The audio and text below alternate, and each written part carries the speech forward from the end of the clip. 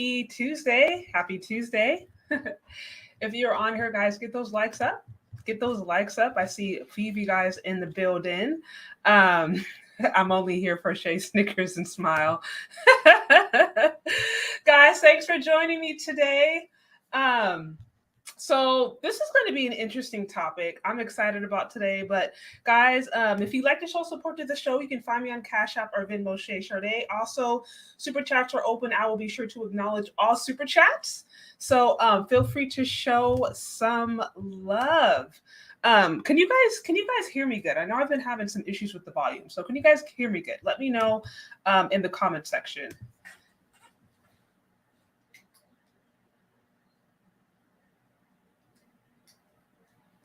Okay.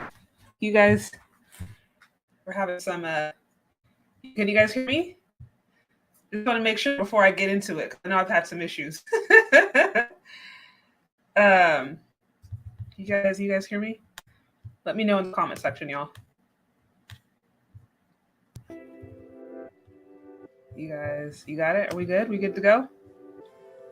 Okay. Okay, I think I'm hearing something.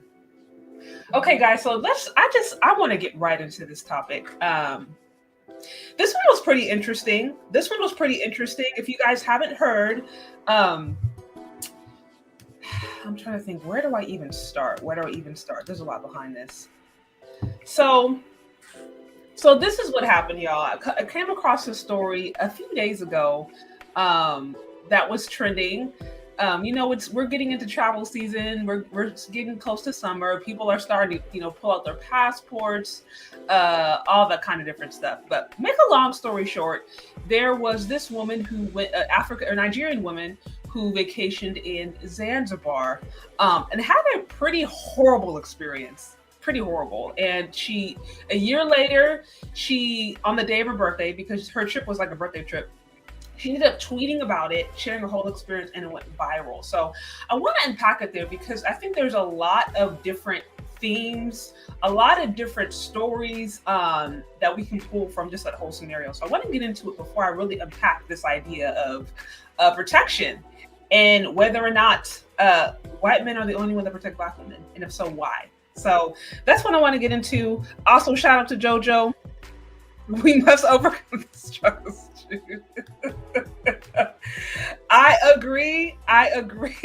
We must overcome the struggle stream. I do agree with that. And that is absolute goals. So I'm going to pull up the story because I have to give you guys the background before I can really get into some of the different things I was hearing, some of the different popular ideas I was seeing promoted regarding this whole incident, y'all. It's so interesting to me how something can happen to one person, and then that thing that happens to that one person implicates an entire people group, an entire nation, an entire country. And that's what we see. That's what I saw happening. I saw people taking this one experience and then using it as a reason to tell people, oh, don't travel to Africa, or don't go to Zanzibar, or see Black men don't protect Black women, or all the kind of different stuff, just because of this one scenario.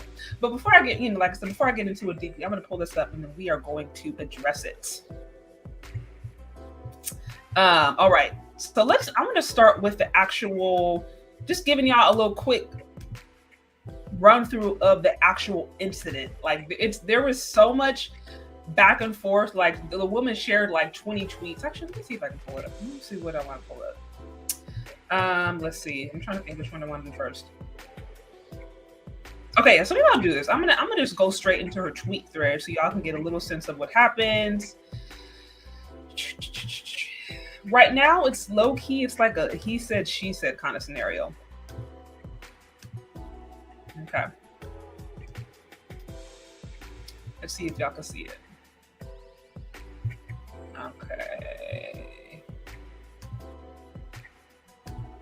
Okay, so I want to get into it. Let's see.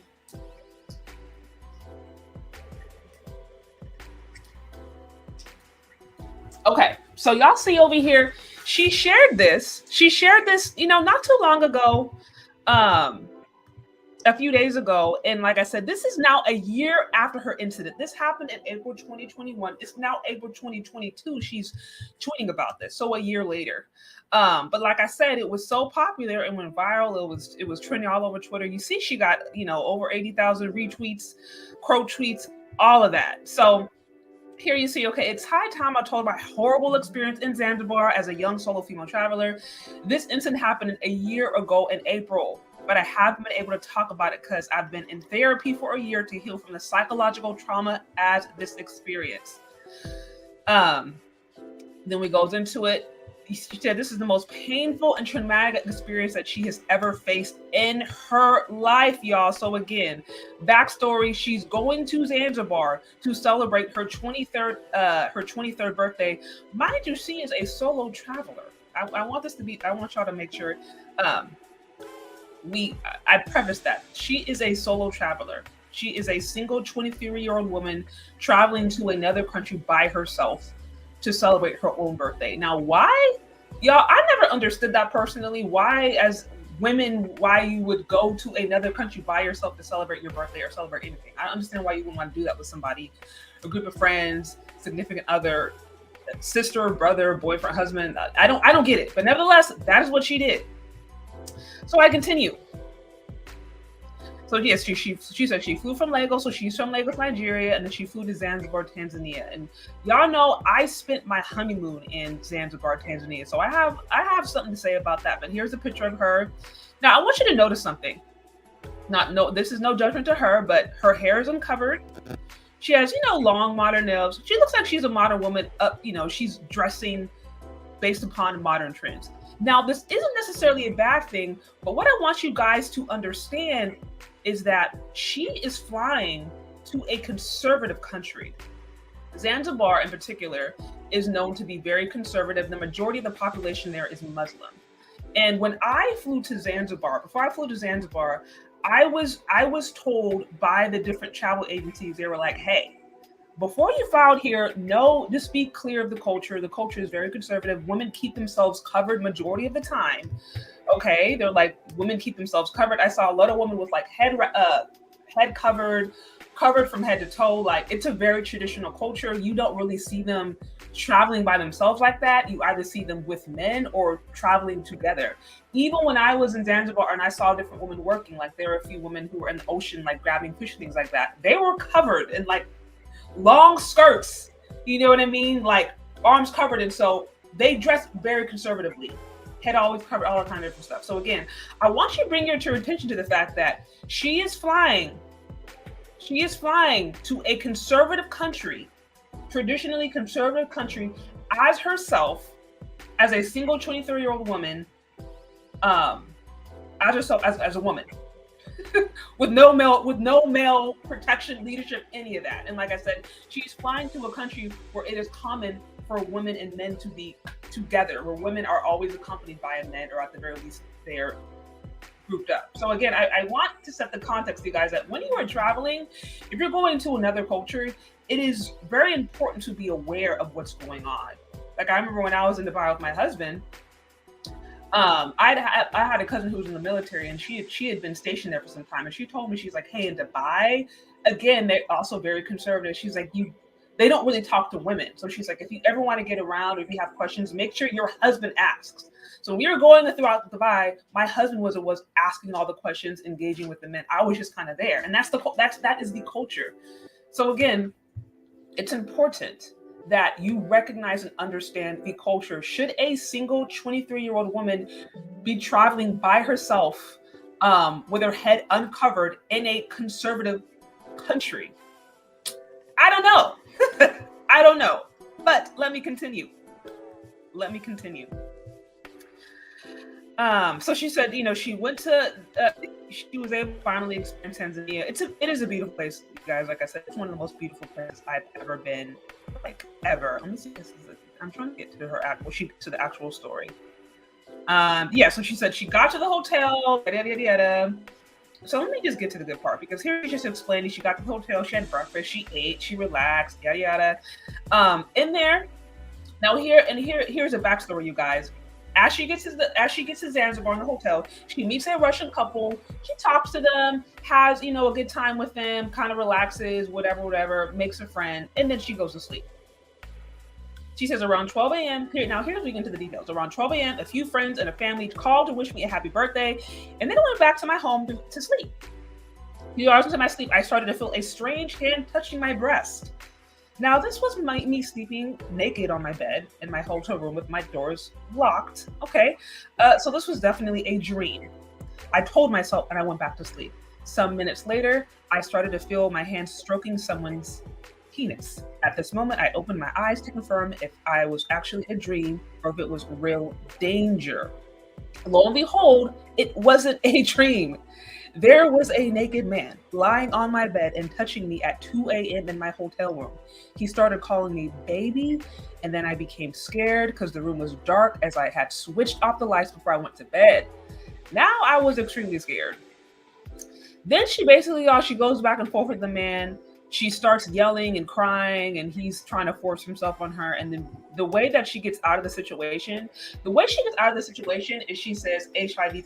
She said there was somewhat of a language barrier, but she started saying HIV. He stops, and then she's like, HIV, go get a condom or whatever. So he stops, leaves the room to go try to find a condom. And then in that instant, while he is gone, she decides to flee. While she flees, y'all, she runs to the room next door. Basically, make a long story short, she runs to the room next door. Let me see if I can find that tweet because this is a long tweet, y'all. This is a long text chain, but I'm trying to give y'all the Clip Notes version. Let me see. Yeah, I'm trying to find it. Yeah, this is a long one.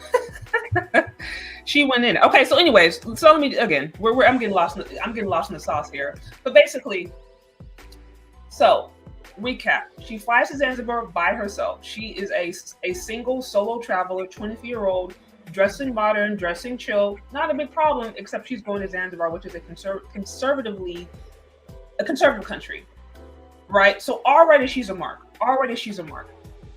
She goes to Zanzibar, pretty chill. She relaxes, has some food, has some fun. She meets a Russian couple. She says she befriended them. They talked for a little bit, and then she goes to bed. The night of her birthday, she wakes up basically to a man in her room. She said he forced her to touch her penis. He started trying to feel up on her. She's freaked out. She's like, "How did you get in my room? My door was closed."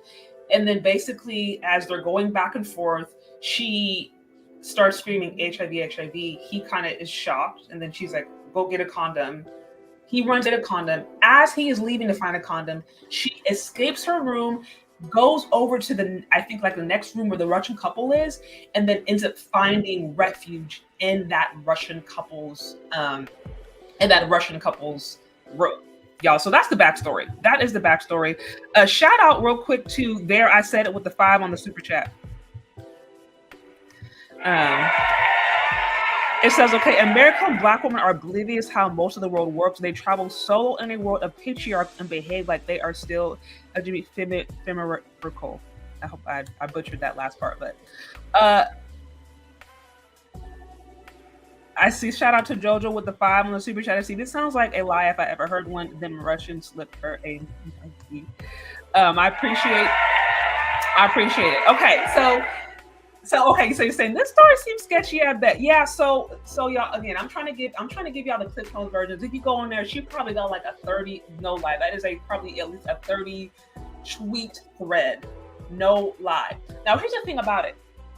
Make a long story short, she finds refuge in the Russian couple's room. Then she goes, it becomes this whole fiasco. She goes back and forth with the police department. She goes back and forth with the hotel. She ends up exchanging her trip a few more weeks. All this back and forth, emotional trauma, chaos. She had a horrible experience with the police officer. She said she went to the police station, and what happened was she went to the police station, and they told her to go to the hospital. She goes to the hospital, basically gets a check, and because this was an attempted rape, but he didn't actually penetrate her as an attempted rape, there was no physical evidence. So they were just like, the nurse was like, we don't see any evidence of foul play. We don't see any evidence of like forced, labor or whatever. You need to now take this up. This is a personal matter. You need to go take this up like with the embassy or whatever. She goes back to the police station. They look at her and they're like, we have no evidence that you have actually been forcibly raped, right? There's no evidence of foul play here. So you need to go take this up or somewhere else. So again, there was all this back and forth. And at the end of the day, what happened was that she got a $10,000 settlement. She worked with some lawyers from Zanzibar who helped her. She got a $10,000 settlement to cover the expense of the trip and any other missed things. So that's, like I said, that is the Cliff Notes version. There is so much back and forth. There's all these little small details. There's all this like back and forth. But at the end of the day, she had a horrible experience, an attempted assault. Nothing happened, luckily for the most part, but she was traumatized. She said she was treated horribly by the police, and she ended up getting her money back.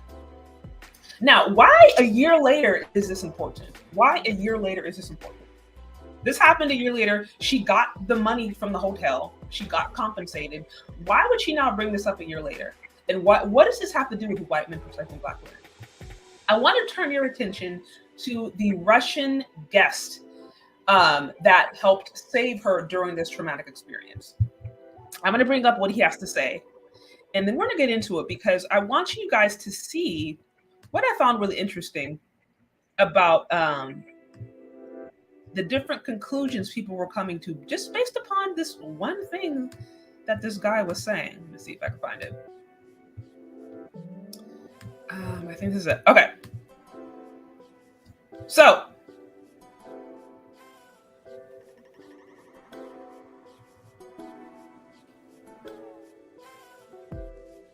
let me see if I can find it. So here we have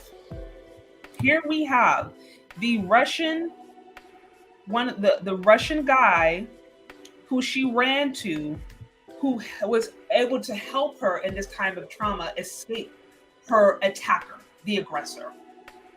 I want you to listen to what he said, and then we're going to get briefly into the different ways people are responding to this reaction. Yeah. Let me I would like you to say the name of the hotel. Name of the hotel. Okay, let me go back there. So she's recording. She's recording the guy that she ran to. Come to me 18th of April to my room and told me about the same guy come to her house and to her room and she had some accident with him. He tried to touch her and after he stole some money from her. So I want to say about it's a true story and she come to me and she be scared and she be panic and I hope the police find this guy and do something with that. Thank you. Also, I would like you to say the name of the hotel. Name of the hotel is called Warrior Beach. Yeah, Warrior Beach. Yeah, you can in show Nungwi, the Tanzania. in Nungwi, Tanzania. Yeah. Thank you very much. Please, Zainab come to me 18th of April to my room and told me about the same guy come to her house and to her room and she had some accident with him. He tried to touch her and after he stole some money from her. So I want to say about it's a true story and she come to me and she be scared and she be panic and I hope the police find this guy and do something with that. Thank you. Also, I would like you to say the name of the hotel. Name of the hotel is called Warrior Beach. Yeah, Warrior Beach. Yeah, you can in show Nungwi, the Tanzania. in Nungwi, Tanzania. Yeah. Thank you very much. Please. Okay. So y'all, and told me about this let me see if I can stop this for a second. Her house. Wait, To how do I her room, and I'm lost. she had some. Oh, okay. 1 second. She tried to touch her. And Wait, come on. Okay. So y'all got the picture. Basically, after the experience that she had, the traumatizing experience that she had, she started keeping receipts. If you go to their actual Twitter page, she'll show She has videos of the interactions that she had with the police. She obviously recorded him. She took pictures of the different perpetrators or people that she said that she believed, tried to attack her. So she has the receipt. She has a whole story. Y'all can go check it out and see whether or not you agree. Here's what I want to explore and get into a little bit. Is the most interesting thing I found about this was, one, the optics. The optics of this is really interesting, right? Here you have an African woman in an African country who presumably gets attacked from African men, and then she finds refuge in a European man from a European family couple. I mean, she said she ran to the couple's room, but I didn't see the wife. She just recorded him. But anyway, so the optics of this are pretty sketch, right? Now, what's interesting, I want to turn your attention to the comments and how people are really, what I believe, taking their own narrative out of this. You see, this has over 1 million views, right? This has 1 million views, and like I said, this stuff, it was trending not only on Twitter. You try to see stuff on Clubhouse. There's different articles about this. You can Google it, but you're starting to see what people are saying. So here's one of the first tweets. It says, "Thank you, Alex, for supporting this girl and standing against violence. Sadly, in the eyes of the Tanzanian authorities, her story is more credible coming from the mouth of a white guy. The hotel will actually think twice now. Too late for them. Warwari Beach, don't go there." So that's one. This person's just like, I think this woman is paranoid. So he's not buying it. Here's one. You mean to tell me only a white man... Okay, wait, you mean to tell me only a white man was willing to help you in this situation despite you being surrounded by many black men? This should really open the eyes of many black women and force y'all to see the reality of how badly black men treat black women. So again, here we go. We have this one situation, right? And we're already starting to hear the story of told that because of this one situation, now therefore this represents how black men never ever protect black women, and they can only find refuge in the protection they need when they turn to their white men. Here's another one. Not a white man playing saver for a black woman in Africa, for that matter. Sad stuff. Then it says, "This is a horrible story. I think this hotel was in on the assault." So that's, people giving their little narrative. Here's another one. "It took a white man to protect a black woman in a country ran by black men." Let that sink in. If that doesn't show you the demographic of males you are dealing with, black women, then I don't know what will. So there you go. You got some haters. It said and here's one saying, "Oh, it's sad she needed a man to validate her claims, yada yada yada." Here's one. "None of the black men wanted to help her. I'm not surprised in the slightest." Okay, so that's stuff that they're saying. "Alex to the rescue." That one thinking that he's lying. He said, "And this one is lying." And this one says, "And the media wants us to think all Russians are bad." So may God bless him and his wife. So you have some mixture here. It says, "Then the same black man get mad at black women when they date outside their race. I've been in many situations where I've been victimized and disrespected by black men only to have a white man save me. Black men need to do better." So, okay. So again, y'all, if you really want to see the nonsense, and the shenanigans, y'all can get deep into the retweet text thread, all that kind of different stuff. But so again, quick recap. If you guys are just on here, first of all, y'all get those likes up, tag anybody, share this with someone that you think may find it interesting. Okay. Also, you show support for the show on Cash App or Venmo if you would like to. Super chats are open. I will be sure to acknowledge and read all super chats, y'all. So, but anyway, so again, quick recap of the story. For those of you who are just hopping in, Nigerian woman flies from Nigeria to Zanzibar to celebrate her 23rd year birthday. She flies by herself. To Zanzibar, which is a conservative country, to vacation.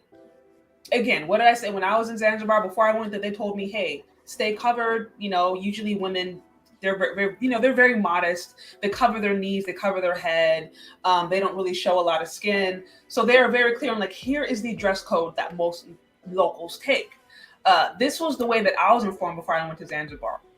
If you look at her pictures while she's at Zanzibar, she's in a bikini, her head's uncovered, she has long nails, so she's not dressing conservatively. Again, this isn't a bad thing, but again, I want you to be clear that here is a modern woman who is very much not acting conservative, who is flying by herself to a conservative country where it is very common for women to be accompanied by men. So again, here is the backstory. She goes to Zanzibar, she's on the resort, chilling, has a good time, meets a Russian couple, befriends them, no problem. One day she goes to sleep. She wakes up and it's in her room. He tries to take advantage of her. He does fondle her a bit, but make a long story short, she was able to escape. She runs into the room where she met the Russian couple, finds refuge there, and essentially is able to escape the aggressor.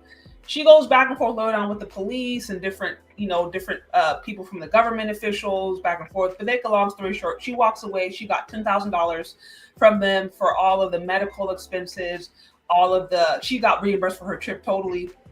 She got $10,000. Now, a year later, she is sharing this experience because she was not happy the way that the hotel treated the scenario. She didn't think that the way that they treated it or handled it was effective enough. Although, like I said, she did get $10,000. Read into that what you want. And at the end of the day, one of the stories that's being pushed is that you had an African woman or a Black woman in a country that's predominantly Black, ran by Black men, and when she is attacked, she got saved by a white man. That's essentially the story. That's essentially the narrative that is being pushed. And like I said, y'all showed y'all a few tweets. I showed y'all a few the different narratives behind it, but that's the story being pushed. Why is a Black or African woman in Africa need to find refuge from a European couple? Why couldn't she get it from the Black men who were surrounded by her? Why was it the Black men that were attacking her? Why was it, or the African men that were attacking her that were trying to take advantage of her? And why was it that a white man saved her? This is the conversation that's being had. This is the conversation that's being had. So again, guys, if you're on here, get those likes up, y'all. Get those likes up. So, here is one thing. Here's one thing. As I was going through the comments and I was looking through the different people's narrative. Now, here's one of the first things that you noticed. As I mentioned to you guys, I actually have been to Zanzibar. I spent about 2 weeks there, so I don't pretend to be like an expert and everything, but I spent time there. I vacationed there. It was the most beautiful experience I've ever had. It was. I've had a chance to be in different countries, and that was one of the most beautiful places, lovely places, kind people, very genuine. It was fantastic. And also, by the way, another thing that I noticed is that everybody vacationing there, 95% of people I saw vacationing there were European. They were white. They were European. You had people from Romania. I saw a lot of Romanians. I saw Italians, French people, German people. It was white Europeans vacationing in Zanzibar. So why is this important? Why is this fact important? Because we have to recognize if this altercation that happened to her, it happened inside of a resort. It happened in a place where it is majority, if not exclusively, surrounded by other white people. You don't really have the locals, Zanzibari, I don't know if that's the word, Zanzibarians, but the locals, they weren't in there just hanging out randomly. In those resorts, there are security guards, there are people essentially keeping you out. There are people who are making sure that only people who are welcome there are there. So when I hear people being like, "Oh wow, this is horrible," she was surrounded by a Black man, and a white man was the only one that could save her, I'm like, first of all, that's a false premise because she's in a freaking resort surrounded by Europeans probably 95% of the time. Again, the majority of the people who actually vacation there are Europe. Zanzibar, they do market a lot to Europe. They market a lot to European nations. Partially because they're closer. They're a lot closer to Europe than, say, the US. But either way, if you talk to some of the different hotel owners, I talk to the hotel owners and they're just we mostly see Europeans. And if we do see Black people vacationing there, we assume they're like Nigerian or African royalty, like literally what one of the hotel owners told me and my husband. So again, I need you to recognize that Zanzibar, which is one of the most beautiful places I've ever been, and I've had a chance to be in Europe and Colombia, and Africa, one of the most beautiful places I've ever been. Who is actually hanging out there? Europeans. Who is actually enjoying the best of the best there? It is Europeans. So if we're now blaming all Black men or blaming all men in Zanzibar for not protecting her in a resort where they're not at, that doesn't make any sense. Like it doesn't make any sense because they probably weren't there. Like when I say that, the locals, they're not in there hanging out in the resorts. They're not there. That's mostly where the foreigners, the travelers, the vacationers are. So I wanted to share that and to give you guys a sense, because I wanted to compile just a little bit of my experience in Zanzibar. Like I said, it was one of the most beautiful places I've ever been. And I was told when I left that that wasn't even the best. That wasn't even the best. Let me see if I can find it. I'm going to see if I can find, where did I put that thing? But I want to show you guys, this is why. I want to show you guys why, in particular, Europeans go to Zanzibar. Why on their free time and vacationing. While you got Americans, you got, a lot of Black American women or just American women period talking about going to Paris that's infested by rats. Let's just be honest. It's a fun place. But there's a big rat infestation there, just like if you go to New York, there's a big rat infestation. But meanwhile, where we are, fantasizing about going to Paris and Milan, Italy, and all these different places, those people are fantasizing about going to Zanzibar. And I'm going to show you why in just a second, because I compiled a little bit of footage that I got while I was there. Let's see if I can pull this up. I'm going to kind of give you guys a little sense of what's going on here. I'm going to give you guys a sense of why Europeans are going to Zanzibar to vacation. Why? Let's see if I can pull this up.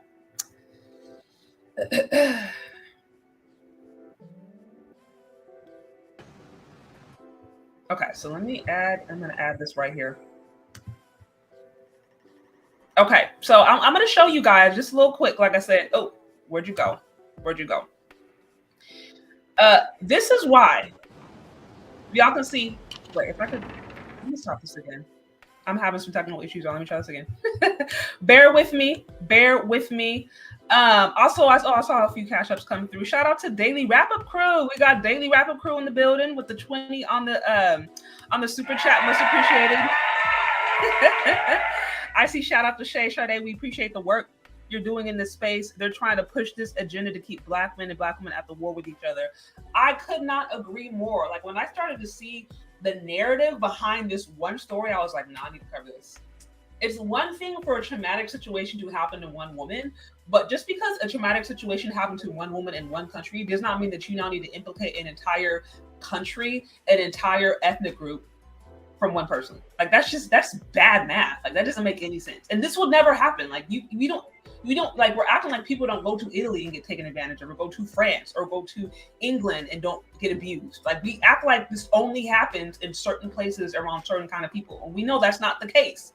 But if you saw a woman being like, oh man, I was violated in Italy, or I got my money stolen in Italy, you wouldn't now have an entire movement of people being like, oh, all Italian men don't protect Black women, or all Italian men don't protect their women, or I don't know, all French men don't protect their women. Like you wouldn't say that. You would just say that was horrible. She had a bad experience. Be safe, but you would still go. You would probably still have people talking about, I still want to go to France. I still want to go to Italy. I still want to go to Greece. But somehow now that it's an African woman in an African country, now therefore every Black man across the entire diaspora is implicated. And I'm like, how does that make any sense? It doesn't. So anyways, I do appreciate the support. Also, let me see. I got Kevin C here. Wait, where'd you go? I'm bringing it up. Okay. Shout out to Kevin C with the 5 on the super chat. I see. We have to stop placing responsibility on men not present when bad things happen. If you move independent, you have to ensure your own protect. Bars. That is so bars. That is so bars. Like, again, I don't wish this situation on her. I do not wish it. I'm so sad this happened to her. And I mean, if you go on to look at her, the remainder of the tweets, it does seem like she was still able to have a good time. Like I think she extended her trip 2 weeks. You see her taking pictures with like Masai. You see her on the beach. So she still was able to have a good time, relatively speaking. But it was traumatic. But nevertheless, as I said before, you had a modern woman dressing in bikinis who is single and alone, 23-year-old, going to a conservative country where women generally cover up and women usually cover their head and they don't show their knees, they don't show their elbows, like they are completely covered. So if you are a single, young woman dressing, by all intents and purposes, dressing provocatively in a nation where women are covered up and they are usually accompanied by men, you're making yourself an easy mark. And I'm not saying I'm not saying that she deserved that. She certainly did not. And, she was on a resort. So presumably, unless she went outside and was really engaging with the locals, she should have been safe-ish. But even still, I mean, we don't know. Like I said, that they said the security guards that were implicated in the crime or were accused of the crime, they weren't necessarily the hotel employees. He was like contracted with another company. So, all it takes is that one crazy person to think that they can get over on you. And unfortunately, her being by herself, a very young woman, she had an easy mark on her, wearing bikinis, nobody there to protect her. And so to your point, and this is not about trying to blame her and saying that she deserved it. She absolutely did not. But I do think women, we need to recognize that when we do go to other countries, things that maybe we can do freely or feel safely in our own space, in our own country, doesn't necessarily mean we can do that there. I would never travel to another country by myself unless I was like traveling maybe by myself on the plane and then meeting my family there or meeting friends there or like lodging with somebody. But like I would never hang out in another country by myself solo. First of all, I don't think that would be as fun. Like I don't want to share those experiences with something.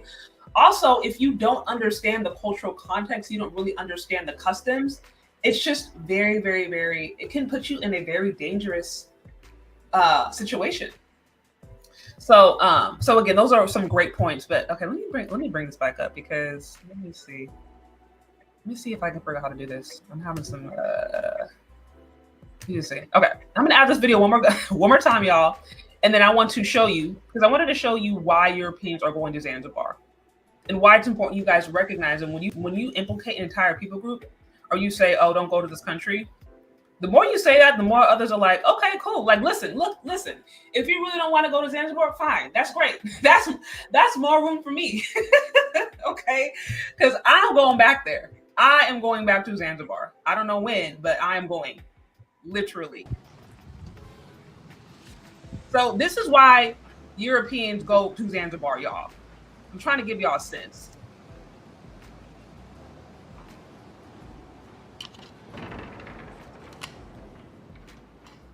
I do this on my phone, so it's not perfect. But y'all get a sense of like, this is one of the resorts. And mind you guys, this is just me and my husband. Like we're not sharing this with anybody. This was just for me and my husband.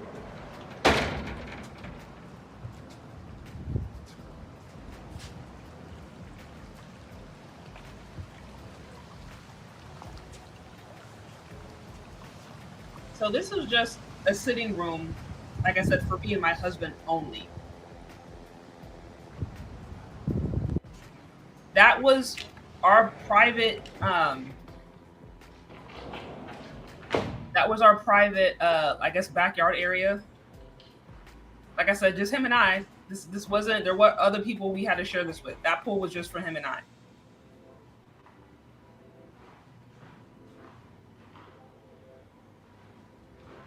Now, this is a room. This is where we actually sleep.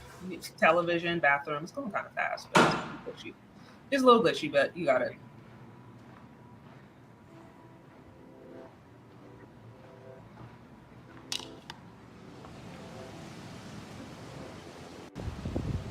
bathroom. Yeah, so this is the sleeping room, I guess, if you will.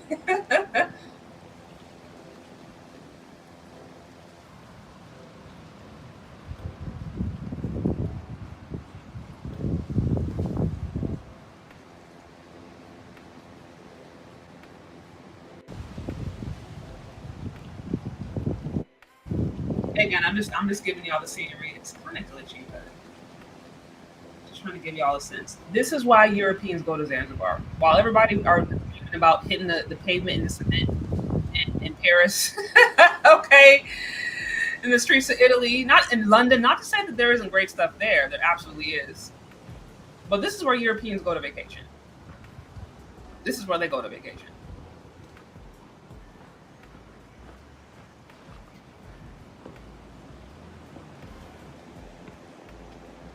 You said y'all have to come back to the States. I'm not even gonna lie. I that was like one of the saddest. That was the saddest moment I had on that trip when I had to get back on the plane. That was the saddest moment I ever had. Me having to get back on that plane. Okay, so yeah, I think y'all got a sense. Okay, it didn't show. It didn't even show. Y'all, and that wasn't even the end of it because there was a whole. That wasn't even the end of it, y'all, because there was a whole outside. There was like a whole outside bathroom scenario. They had it set up in like this garden. Like I thought the video had all that, but it didn't. But it's fine. But like I said, I just wanted to give y'all a little sense of why Europeans go to Zanzibar, because it's absolutely beautiful, absolutely beautiful. So again, if we're going to say act like this whole situation happened, unfortunate situation happened, and she was surrounded by black men who just watched her get abused and did nothing. Stupid. Like I said, who are in those resorts? Europeans, 95% of the time. You don't hear women across the diaspora really promoting going to a Zanzibar. How many of y'all even heard of Zanzibar until this live stream? Like, let's just be honest. How many of y'all even heard of it? So that's not something that's being promoted. We're not talking about this in the US. We're not talking about going and vacationing and having a luxury resorts in East Africa or Senegal or Cameroon. Like, that's not, we're not talking about that. Europeans are doing that. So again, if you're saying, oh wow, she was just surrounded by these black men and then she just got abused and she had to go to the one white Russian couple that they saw, she was the only one willing to help. False narrative. False narrative. She was surrounded by white folks in the resort because only what Europeans or white people are the only ones going to the resort. Literally, also when I was there, I met two American families, both white. Two white American families, one I think from Florida. I think both of them were from Florida. They had flown up there, they vacationed there. One I met had spent time in Kenya and then South Africa, and then they were in Zanzibar. Couple from Florida, white couple from Florida. It was like a family vacation. But that's my point. For some reason, Europeans know there's beautiful stuff out there. There's beautiful stuff to do, but we don't get it. We don't see it like that. Another thing that I started seeing in those tweets was, people being like, oh, this is why I never go in Africa. This is why I'm never going to islands. I'm gonna just stay to Paris. I'm gonna just go there. Whatever. Just giving them reasons as to why this confirms why they don't want to travel there, which honestly, I'm not mad at it. Like, if you don't want to travel there, that's just more space for me, right? That's just more room for me, so I'm not tripping. But again, it's just not true. It's just not true that she was surrounded by all the sea of black men who were just standing there watching her get abused and they did nothing. It's just not true. She was probably surrounded by European patrons or Europeans who were next to her, and she ran to the couple that she happened to meet, which of course they were Russian because that's who goes there. That is actually who goes on the vacation. Like I said, 90% of the time, probably 95% of the time, you're majority seeing that. When I was there, when I was in Zanzibar, they had the Romanian festival there. They had the Romanian festival in Zanzibar. Imagine that. A whole bunch of different Romanians flying in, partying in Zanzibar. So that's what's happening, y'all. That is what's happening. So anyways, guys, if you're on here, get those likes up, tag anybody, share this with someone that you think may find it interesting. Also, I'm having a break right now. Super chats are open. I will be sure to acknowledge and read all super chats, and you can find me on Catch Up or Venmo Sade. So Again, so that's the one false narrative being told, that this story proves that only white men protect black women, or that a black woman's only going to get protection from a white man. And I'm just like, y'all, this is stupid. This is also what I like to call working from your conclusion. If you've already decided that a group of men are bad, or that an area is bad, or that something is bad, if you have already decided that, you're now going to search for any situation to prove that narrative, versus actually being honest and open and looking at the entire scenario. That's what you're going to do. So people who are now using this as a reason to try to implicate an entire people group, to now implicate an entire nation and say, oh, because this one scenario happened between a man and a woman in one hotel out of the thousands of hotels and resorts. Mind you, there are like thousands of hotels and resorts on Zanzibar, but this one hotel and this one incident represents everything you're going to experience with all those thousands of hotels and resorts. That's somebody that already had it in their head that they didn't want to go to Africa, or already had it in their head that they don't like black men for some reason, or they don't like I don't know, people from Zanzibar, whatever. They already had that idea. And then now this situation is just reinforcing it. Why? Because again, let the situation have been in Italy. God forbid she was in Italy and the same thing happened to her. Would you now have people retweeting and saying, oh, Italian men don't ever like women, they don't ever protect their women? Or see women, this is just indication that all these Italian men are just going to use and abuse you. They're never going to protect you. Would that ever happen? Would that ever happen? Put the scenario in France, and like I said, Paris and Greece, all the different places that we talk about, because yes, there has been cases that happen there. Yes, there is abuse that happens there. Let's not be fooled. But if this case was in one of those countries, would we see any of these narratives being pushed? Right, confirmation bias. Absolutely right. Confirmation bias. That's what I'm saying. So y'all, at the end of the day, like I said, if you don't want to go to Zanzibar, I'm not tripping. That's just more room for me because I plan to go back. But what I will say is, like, y'all, please don't use one random scenario as a reason to try to now demonize and judge an entire ethnic group. That's really ignorant.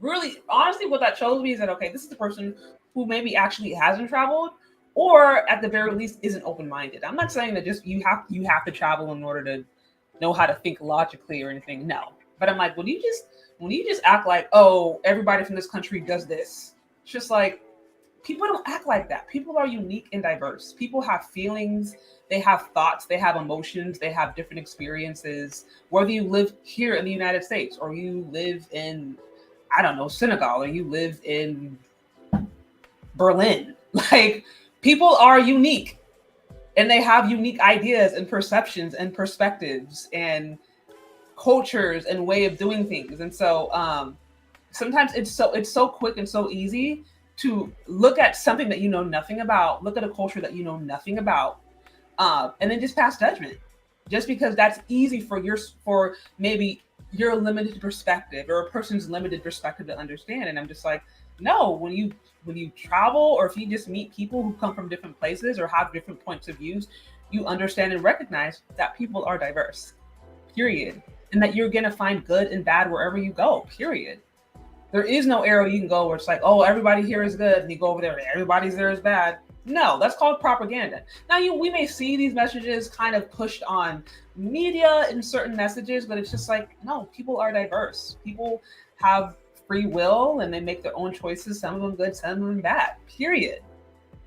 It's a lot more complicated. And I think honestly, again, sometimes people like to simplify these things, or they like to come to their own conclusions, again, because either confirmation bias, or because understanding or looking at nuance, understanding that people are multifaceted and can have good and evil in them at the same time, or can do something right here or do something wrong here. Like, understanding how complicated humans are, maybe it's just too much for them. Maybe it's just easier for the brain to be like, everybody looks like that, all men are bad. Maybe that's just easy for them to understand, versus being like, hey, no, maybe you got to be more nuanced. Maybe you need to stop being so judgmental. Maybe you need to take things from a person to person scenario. And for some people that can be scary. I don't know. I don't know. Those are just my thoughts, y'all. So, anyways, go y'all. If you're on here, get those likes up, y'all. Get those likes up. Ooh, looks like my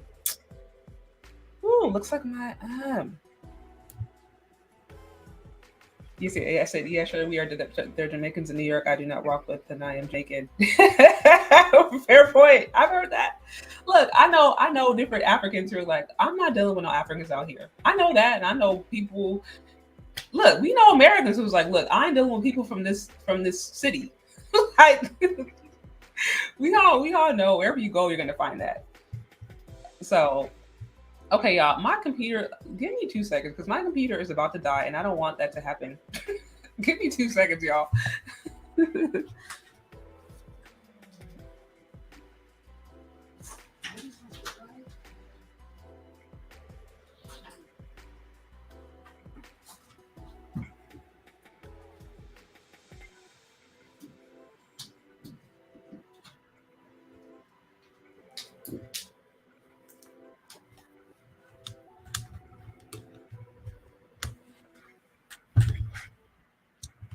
Okay, my bad. My bad. Yeah, I forgot to plug it in. Anyways, so that's how I got in the scenario. But I got a few minutes if y'all want to call in, let me know your thoughts on this whole thing. I know some of y'all probably feeling like, I don't know if I believe her. I don't know if I believe her. Some of y'all probably like, oh, this is bad, or this is, traumatic. Again, if y'all want to know the full story, check out her Twitter. Also, because this story went viral, I think it's Warwari Beach. I'm probably butchering that name. They actually issued an official statement. And right now, it's literally he said, she said. She has her own version of the story. They have a version of the story. So y'all can check it out. Y'all can check out both ends to see what you think. But at the end of the day, it's he said, she said stuff. It really is. And she got the $10,000 that she, felt like she deserved. She decided not to press legal charges, partially because she said she just wanted to go home, and she would have had to stay to do that. The resort that she stayed at were just like, we're not responsible for this because he was not our employee. We did everything that we could to assist you in this matter. What else do you want? So it's drama. Y'all, it's drama. Anyways, y'all, I got a few minutes. I'm gonna drop it in if y'all want to call in. Also, y'all, show support to the show if you like what you're seeing. Cash, Venmo. Let me see. Also, like I said, super chats are open. I'll be sure to acknowledge all super chats.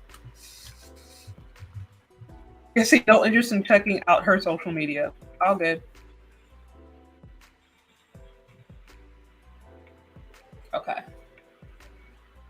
So yeah, like I said, I got a few minutes. If y'all want to weigh in on this matter. But like I said, it was crazy to me to see how we had this one situation. People was using this again to just promote a narrative. It's like, listen, if you just don't, how do I put it? Like, if you just really are not, like, if you're not attracted to black men, that's cool. Like, listen, because who I seen pushing this stuff, this BS, all this stuff was black women. I ain't gonna say it's everybody. It wasn't all of them, but I'm saying as far as this whole, oh, this shows that black men don't protect us. Y'all already know who it was. Y'all already know where this stuff is coming from. But for me, it's just like, look, if you don't like black men, that's cool. I have no shade. That's fine. Please go find you somebody. Go find you somebody that you like. But why do we every 15 seconds got to use this to push some BS? That's my issue. Why every 15 seconds? Especially if you are so divested or so uninvested in this community. Why every 15 seconds something happened, you got to find a reason to blame everybody who wasn't even involved. Like I said, people implicating black men who weren't even there. She's in a resort surrounded by Europeans. I'm saying this from my own experience. Someone who was there surrounded by Romanians, Italians, French, Russians. I saw Indian families there. I did not see, I think in my time in Zanzibar, I'm trying to think if I even met a black, I even saw an African couple in the resort, if I'm being honest. I don't even know if my husband, we met like a couple from France, like a black couple from France who was visiting, but I'm like, while we were at the resort, we did not see one like black couple or any black man. We did not see it on the. We didn't see it. You have to go outside in the city or whatever to do that, but not when you're chilling on the resort. So again, y'all blaming men who weren't even there. Literally, they were not even there. She was surrounded by Europeans, which is why she went to the ones that she knew. I'm sure if she had met, who knows, a Congolese couple or a black couple from America or whatever, she would have went there, because she wasn't just like, oh, I need to find a white man for protection. Like, no, who does that? She's like, I'm just going to go where I feel safe. And it just so happened she befriended a Russian couple because that's who she was around. And that's what protected her. Simple, simple, simple, simple. But again, this is not a reason to implicate Zanzibar. If you don't want to go to Zanzibar, that's fine. I will go in your place. Okay. I will gladly go in your place. And it's also not a reason to now blame all men all across the diaspora. Literally all men across the diaspora. Like, that's ignorant. Really, really, really ignorant. To me, that's somebody that shows somebody who's either a propagandist, they're working backwards from their conclusion, confirmation bias, or they've never left their backyard. And they think everybody thinks just how everybody thinks that lives in their court, in their street. And they have never, like I said, left the confines of their backyard, and they've lived in the same street, in their same house for the last however many years, which again, I'm not saying that's necessarily a bad thing. Like, I know some people who do that, and I have no problem with that. My only problem is now if you think that everybody thinks like you, and if they don't, now you demonize them. That's the problem. So I'm rambling. Let's see what I got on here, guys. Get those likes up, y'all. Get those likes up. If you're here, and also show support to the show. Cash apps are open, y'all. Cash apps are open. Let's see what we got. Okay, we got some of my regulars here.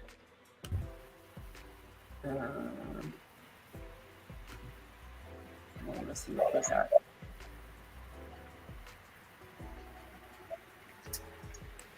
What we got? I'm laughing because you calling us regulars now. I know, right? You guys pretty much, y'all are the most. I'm not mad at it, but I'm like, you two are my regulars. I think I got to check your cash up. Check your cash up. Okay. I'll be honest, you actually have some really good topics and discussions, and this one's actually pretty important. But I'll go ahead and default to Mr. Z here. Okay, let's start with this. First, to answer your question, yes, I've heard of Zanzibar before you put it up. Okay. He was like, how many of y'all heard of Zanzibar? I'm like, right. Number one, but number two, this is racist. Let's call a thing a thing. I'm gonna start, and I've actually been doing it for a couple months now, calling other black people racist when they say something messed up about other black people. I'm straight up telling black people that they're anti-black and racist, and I've been doing it for, even in person, I've been doing it for the past few months, because I think black people have gotten way too comfortable regurgitating anti-black talking points about each other. And like you said, if you are saying, okay, essentially this is like some type of genetic defect in black men across the diaspora, so you're not even making it a culture thing anymore where it's just ADOS men or black people in the Western hemisphere. No, you're saying it's almost a genetic defect that black men don't want to protect black women even on the continent. What you're making is you're tiptoeing to Hitler-esque arguments, and I don't know how many people understand that they're on that road. You're on that Hitler-esque road where it's like, all these other men protect their women, and for some reason, black men don't protect their women. First of all, and this is gonna hurt. Outside of your husband or your older brother or somebody like that, here we go, people. This is gonna hurt. You live in a hyper-individualistic world now. Guess what? Ooh, this is gonna hurt. You don't deserve protection. Oh, damn, I said it. You don't deserve protection. No one does.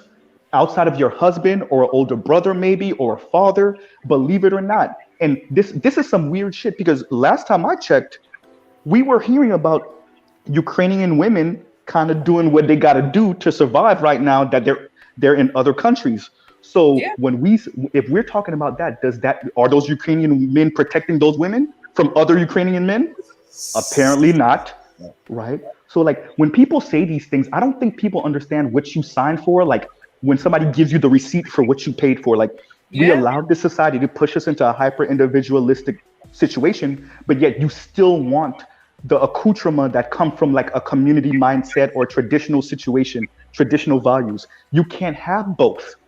Yeah, you can't that's what I'm saying. You can't cherry pick, because that's what I'm saying. It's like, again, when we go back to this whole idea of protection, it's never ever concrete.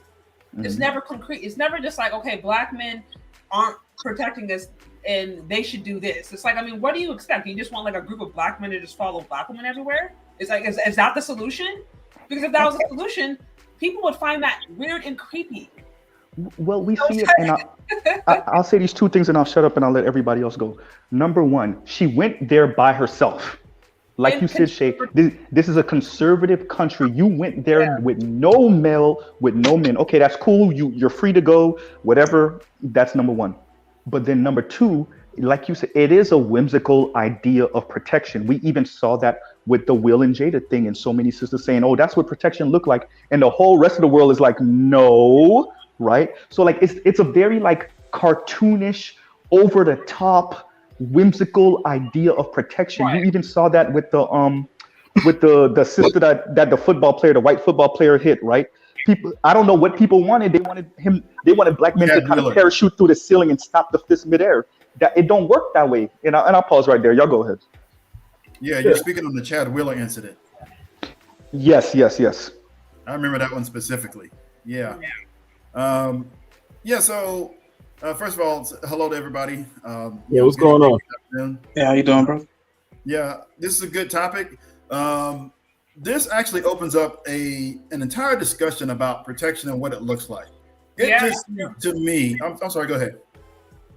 No, I agree. I was agreeing. Yeah. It opens up an entire discussion about what protection really looks like and what we're supposed to be doing as men, what the women are supposed to be doing. And this is what I tell women as a collective, because, I have daughters who are adults right now. And even when I talk to them, I literally tell them and give them advice on how to stay safe. Now, they don't have to listen to me because they're their own free people and they can do what they want to do. But I'm telling them, hey, look, I'm not there. You don't have the general protection that you had when you were growing up. So I'm giving you good ideas on what it is you need to do in order to be safe. Move this way. Don't do this. Don't do that. Look at the time that you're moving. Make sure people aren't just a whole bunch of other things. So here's what this entails. This entails that if you're looking for general protection, then you really have to at some point acquiesce to general guidance and specific directions. See what I'm saying? And this is what I noticed.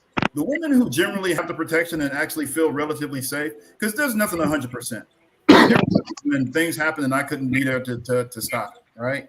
But I would say somewhere between about 95 to 98% of your protection, if you're a child, comes from your parents, father, mother specifically. You're an adult, it comes from your husband, right?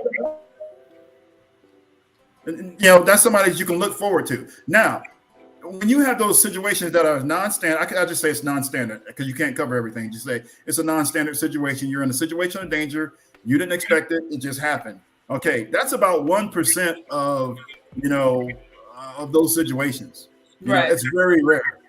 Because again, I tell my wife, I tell my daughters, I tell even my son to some extent, but I tell him on how to deal with. That's a whole nother form of protection when you're talking about dealing with law enforcement and a whole bunch of other things. Because I'm less worried about him, being jumped and everything else and attacked. I'm more concerned about all the systemic stuff that's in place. But when I'm talking about the women specifically and predators and people actually looking out for targets, people with the trafficking and all this other stuff, I'm like, look, there's a whole bunch of things that you have to do, and you have to literally listen to my guidance, listen to my advice, listen to what I'm telling you, because I'm looking around and I'm seeing this, and I feel bad, even as a father with adult daughters, that I can't be there 100% of the time to watch over them and guard them, and I can't even be here at some point when I leave this earth. I'm going to be constantly worrying about them up until the day up on my deathbed, if I should be so lucky as to die that way and depart this world and go into the next. I will make sure that I will impart to them how concerned I am for them and what it is they're supposed to be doing to protect themselves and who they're with and who they're around and all this other stuff. So it just opens up an entire conversation about what it really looks like. I think men are really squared away on this, but we have a better idea because since we're the ones expected to do all the protecting. Yeah, fair point. It just seems as if, to me, it's morphed into something different where, it almost seems like women are expecting the Spider-Man, protection. Like some guy something happens, from out of nowhere, Spider-Man jumps down and he saves you. with his spider webs and his cool moves and, pulls you out of danger. And that's just not going to happen, because I can tell you where the good men are. The good men are with their wives. The good men are with their families. They're sleeping and resting up the next day to go to work. They're not out, running the streets like Batman looking for people to save. Right. And So also, by the way, there are scenarios where if you step in to try to help a woman or do something for a woman, it can be considered patronizing. And that's where it can also be difficult, because, I've heard of scenarios like this where a man may try to, maybe help somebody with their groceries or something falls and try to pick it up. And she's like, she kind of looks at them weird or gives them kind of like the bad eye, where it's like, I can do this for myself. Like, I'm self-sufficient. And so it can also be, it's like, okay, well, as a man, if you step in for a woman who is modern and independent and self-sufficient, are you being patronizing? Are you treating her like a child? And let's not act like that's also not a component, because that conversation is out there. And maybe I'm wrong, but I think that can that be confusing? It's like, am I supposed to protect her or treat her as my equal? Which is it? Well, I'll tell you what, in those situations, I just kind of ask, you need help? And if she says no, then you just go ahead and move on. And even if she's snarky, I don't even respond to it. Now, older ladies, they always want help. I'll help an older lady in a moment. They don't have any issues with it. Open the door, I'll stand for them, all this stuff, because they love that stuff. And, and they're probably used to it anyway. They've been getting it their whole life. So they don't really have any issues. But I want to point out something, too, as it relates to the resort and the security and all this other. So it now becomes a security issue. Now you're making the whole country look bad. You're making that specific resort look bad. And we know with a lot of these resorts, especially with folks coming in, they're, maybe they don't have cameras everywhere, but they do have cameras in the main areas. And then, the other thing too is I would actually be interested in, and I'll look this up myself, the race of the suspect, if she was able to get a description and all this other stuff and everything else.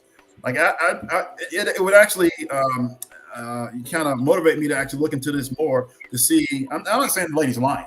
It's just, I would be interested in more of the details as to how this relates. And I want to say one other thing too, is that this is not necessarily a black male problem or a black male female problem. This is a general problem overall. I was just on a discussion thread, where a 24-year-old man was hitting on a 17-year-old in the gym. And the women were going back and forth all through the comments like, this happens all the time and men don't protect women and this, that, and the third. I said, well, it sounded like it was because the guy was screaming at this young girl. She was underage. She identified herself as underage, 17 years old, 24-year-old man hitting on her. And I said, it doesn't sound like to me a gang of men would stand around and allow this to happen. And then women were hitting me back angrily. Yes, it does happen. You don't know. You're not a woman. I said, hey, I'm just going to have to take your word for it. I personally wouldn't, stand there and see it and watch that go down. I'd be like, and to me, it's not regardless. It wouldn't matter the race of the woman. It's just like, that's a young woman. That's a young girl, underage, teenager, especially after she identified that. Now, just leave her alone, man. Just don't make a big deal about this. Walk away and just move on with your life. But they were literally eating me up and saying, oh, this happens all the time.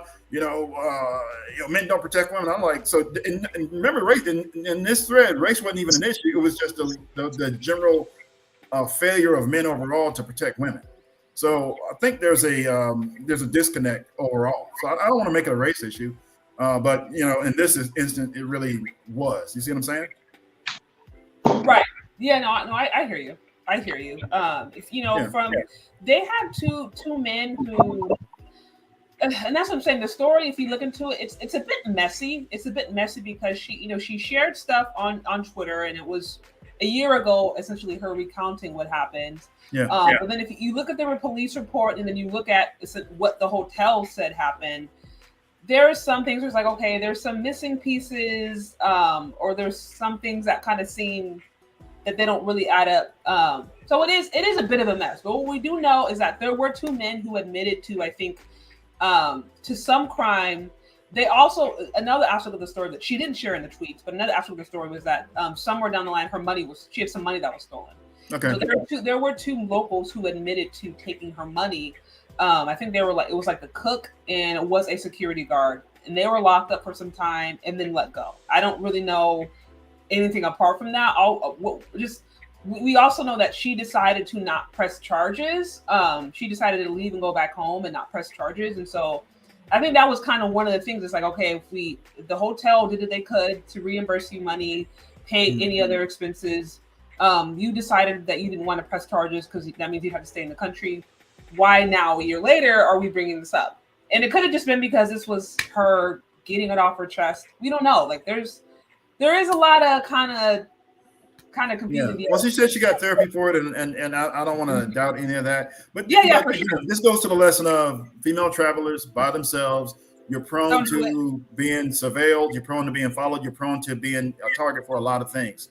Again, had it been somebody from my family and somebody I've been close to, I'm like, well, you're not going to go, or you're going to go, and these are the rules, and this is what you have to do. And you have to constantly think about this, and then you're checking in and a few other things. Like there's a whole bunch of other stuff. My daughter went to Great Britain. Was it Great Britain?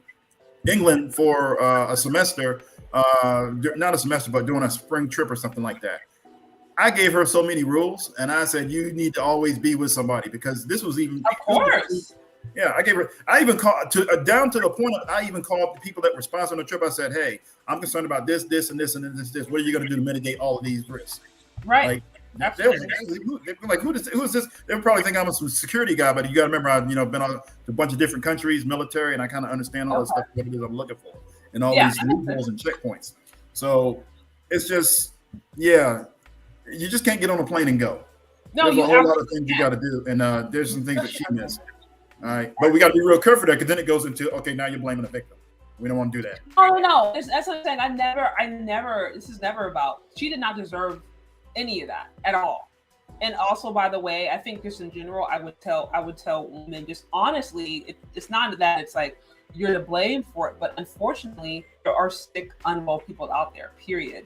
Yeah. And we don't live in a world where every single nation and every single country thinks the same. We live in a world where there are countries who still, they still have traditional values, and the role of protection is very clear. Women don't go out by themselves. They have a chaperone, or they go out in groups, or there's a clear line of how women work and how men work. So it's like, if you're going to a culture where there are clearly defined ideas of this is what protection, gender roles look like, and then now you're coming as someone who could maybe look like a local, because I'm like, she could presumably blend in there to a certain extent, but you're not abiding by the protocol. You're wearing seductive clothes and you're doing these things. It just makes you a mark. And like I said, all it takes is one sick person to think that you're unprotected, or to think that they can get away with it. And also one of the people who admitted to a crime said that there had been previous flirting, and he had a different side of the story. So, there's a story just like, okay, were you guys kind of flirting at one point and you took it a little bit too far and she didn't mean it? Like, and these are all the things, unfortunately, as a young single girl, that you have to understand. Cultures see things differently, and you just can't assume. Absolutely. Assume. Yeah, I'll go ahead and kind of cam off, and then let somebody else talk for a bit. Absolutely, guys. Also, if you're on here, get those likes up. Super chats are open, so send through some love and support. I saw some people asking if they can join the panel. If I get some more support in super chats, I will accept some more up here. If not, then I will let these speakers up here point, and then I will shut it down and move on to the next activity. So guys, if you guys want me to stay on longer, send in some support, catch up or super chats. If not, then I'll shut it down in a bit. So what you got is a Major League. What you got, Major League? You can hear me now? I can hear you. Loud and clear. Listen, man. All right, this kind of fishy. She went there by herself, and she linked up with a Russian guy to face it with all of that by herself with a Russian guy. So I just did a little tiny quick research about Tanzania. If the land is full of riches, and the places that you showed me in the video is full of riches, is full of nice, right? Mm-hmm. Beautiful. I'm skeptical about that situation with Russia going on right now. They're looking to imperialize. I think it's imperialism, and they're looking for a false flag. This is what they did to Haiti back in 1913. when they said the Haitians were going to invade Florida. They want to stir up false propaganda to get something moving. That's period. If a country of a black nation to allow that, to let a black woman get sabotaged, I don't think it would allow that in a black country. No, never, never. I find it ironic and weird. And then she didn't press any charges. Oh no. It was, like I said, it was because Twitter. There's one thing, and there's police reports. It's a messy story. What she said was she didn't try to blame it on all resorts, because the story is after she had that bad situation, she went to another resort, extended her trip, and pretty much, did the best that she could to enjoy herself. So other resorts, she had a good time with no issues. She didn't really talk about that as much because she had nothing to report other than her having a good time. But it was just that one resort where, they said something, she said something, it's back and forth. What's also interesting too is that this is a woman-owned resort. That resort is owned by a woman. Now I know when she was talking to some of the different officials, I think the husband was representing, or the husband of the owner was representing, and a few governmental officials, but it is a woman-owned resort for all intents and purposes. So I don't know if that is like a monkey wrench in the thing, but to act like, these men, it's like, no, women own that. So it smells like a juicy smoulier. That sounds like a juicy smoulier type of situation, man. That's fake news, man. Anyway, keep the show going. Bless you. One love. Oh, it looks like you cut out. Okay, I think you cut out for a second, but no worries. Okay, so Better You, what you got? So, first of all, hey, Miss Shay, how's everybody doing? Good. That's what's up. I would kind of start with, one, do those type of women even want black men's protection? Because kind of go to what Mr. Kevin was saying, like, to blame this on men in general or even black men, like, is Batman supposed to show up in a hotel room? Like, who was supposed to be there that didn't step up?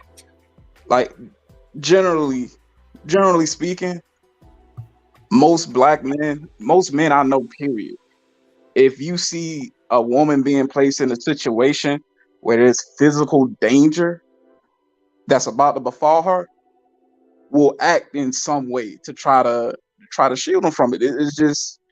It's almost instinctual. This is what we've all been raised with. So the whole black men don't protect black women thing, I kind of question, like, do those black women that say that even want black men protection? Because a lot of times it's like we being held as a collective are being held accountable for situations where we aren't at. Right, absolutely. And that's what I'm saying. To me, it gets kind of old, because it's just like, again, she's surrounded by white folks. As far as like close proximity, like who was literally next to her, probably in rooms, it was white folks. Probably 95% of the time, because that's who were at those resorts. It is Europeans coming there, like locals, people who work at the resorts will tell you this. So it's like, again, you're blaming men who weren't even there. It's like, what? That's why it's so inconsistent. Yeah, and I feel like other folks are taking it and making it into something that maybe even the person who posted never intended, just from kind of how some of her tweets came off and then how some of the responses to her tweets came off. So I don't even necessarily think that person was trying to make it black men don't protect black women thing. I think she was just saying, like, I didn't feel protected, in which, if she's telling the truth, I could understand that. But once again, like, they ain't gonna ever be a bystander in your bedroom. I'm sorry. Well, it's What you're saying to me, all of this is just, it's all propaganda. We're living through the era where any opportunity to say niggas ain't shit, they will take it. These particular people will take it. And that's all this is. It's another opportunity to say these niggas ain't shit, even in Africa. Right? Even that have nothing to do with the American context whatsoever. Right, so that's why I said it's a racist argument, because if you're saying, okay, the brothers in Africa are in the same thing, then now you're making a race argument. So now you're really saying some racist stuff. I feel you. I don't know. I'm in my Zen mode today. I'm trying to argue from the best faith perspective, but I definitely can feel you, bro. To me, it's just. Go ahead, Shay. I'm sorry.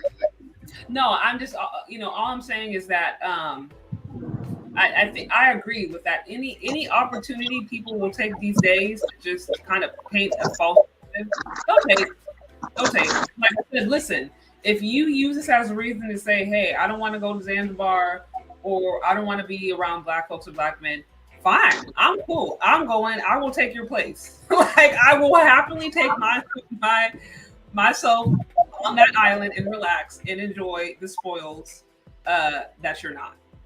So, like I said, if that's your conclusion, no problem with me. So, Shay, one of the things I'll ask, and this is why I don't have this conversation with a lot of women. I'll have the conversation with men, but I don't really like having deep discussions with women, only because it gets heated, and women start personalizing things, and then they start feeling attacked, and I just start asking questions. So, for example, you say, well, black men don't protect black women. I'm like, well, gee, when you say that, how does your husband respond to it? See, and what that does is it prompts them to kind of respond in a way like, oh, well, I don't have a husband. I'm kind of, independent and doing things on my own or whatever. Because I'll be honest with you, I don't really hear this a lot from married women who have, really done the work and looked at the guy that they're with, and been with a guy who's putting them in the best possible position he can to protect his family, to protect her, to protect all his immediate family members, his children, and everybody else, to include himself. So, sometimes we have a false sense of what protection really is. It's not like some 6 foot, 200-pound guy, beating people up. It's literally putting people in a position to where you mitigate as much as possible without, obviously, getting down to 100%. You want to get to 100%, you can. So get it to 98%, 99%.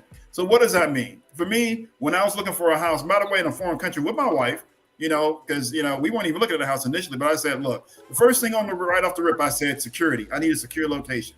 I said, I'm not from here. You know this country, this area, this city. We get us in a good, solid, secure location. Then I'll do the research on that. That was the first thing right off the rip. And then I said, schools we got one kid who's getting ready to graduate high school. So we had to put her in a good school. And then we needed shopping, groceries and just like minimal shopping like Walmart and stuff like that. And then the last thing I said, I wanted a gym. I said those 4 things, but right off the rip, the first thing I said was security. You see what I'm saying? Yeah. Like, that's how men think.